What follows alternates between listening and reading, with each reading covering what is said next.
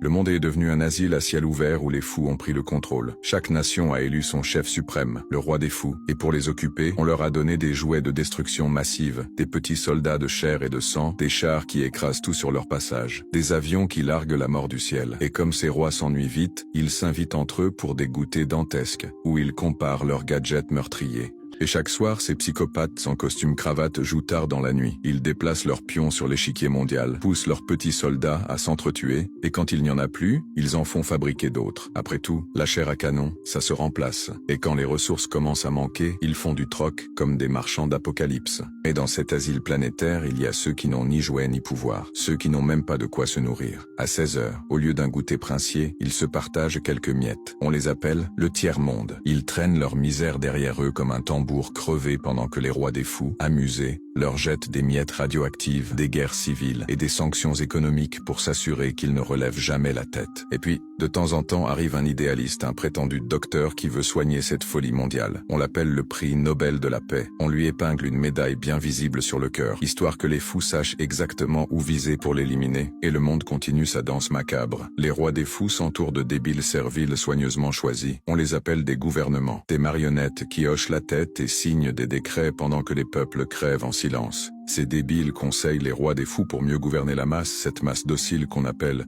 le peuple. Et ce peuple, c'est nous, les cons, les éternels dindons de la farce. Mais imaginez un instant, si tous les cons du monde se donnaient la main, si on arrêtait de se soumettre à ces fous, à ces malades, si on leur arrachait leurs jouets, leurs missiles, leurs tanks, leurs avions de mort, alors peut-être que nous pourrions enfin marcher en paix sur cette terre, qui est pourtant si belle quand on ne l'ensanglante pas.